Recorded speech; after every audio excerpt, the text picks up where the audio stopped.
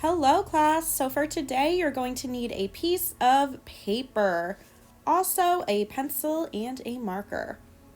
First, we are going to start off by folding our paper long ways, lining up our corners as best as we can. This does not need to be perfect because this is just how we are going to practice today. So, we are going to be writing our names, practicing our letters. Why are we doing that during art class? Well, because we are going to turn our name into an awesome work of art. We are going to start off with our lowercase letters. These letters are smaller than our capital letters, and they look a little bit different sometimes. So here I am writing my name. There will also be a chart on the board of all of our lowercase letters, so we can look at that if we need some help as well. Now I'm going to pause the video while we write our name in all lowercase. Now for the bottom half, you guessed it, we are writing our name in all uppercase letters. I will have a chart on the board of all of our uppercase letters in the alphabet. That way we can look there if we forget what some of them look like. I will also walk around and help everyone with our uppercase letters. Let's pause the video here while we practice our capital or uppercase letters.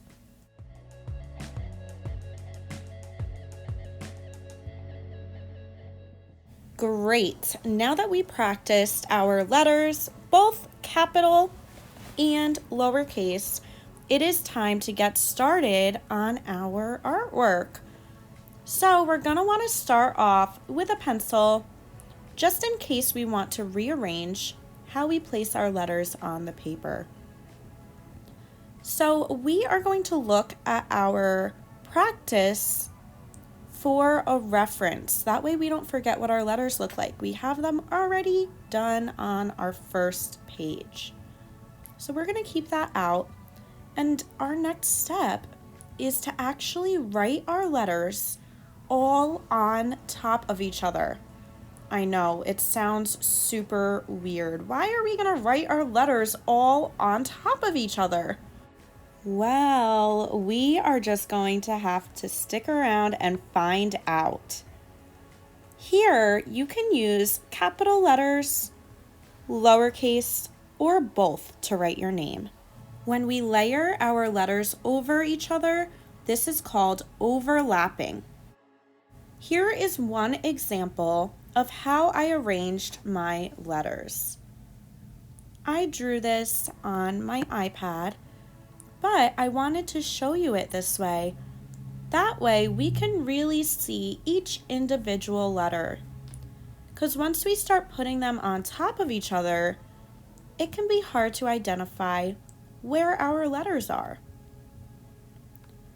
So here I am writing my letters right on top of one another. I just added the letter Z, another letter Z, and my last letter A. See how all of those letters almost don't even look like letters anymore? I turned my paper as I wrote them and scattered them all over. Here I chose to make my letters all uppercase, and I sketched them out on my page. We want to make sure we are spreading out our letters, making them nice and large. That way we fill our whole sheet of paper. The larger we make our letters, the more spaces we will have to color in. Here I am carefully tracing over my pencil marks with a marker. Here I traced over the letter A, the letter S, and I'm going to carefully do the rest of my letters.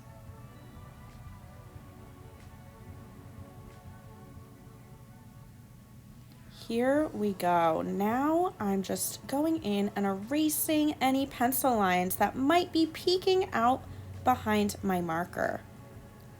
We want to make sure our artwork looks as best as possible. So by erasing these pencil marks, no one is even going to know that we sketched it out first. Great. Now our artwork is prepared for coloring. This step we will do tomorrow.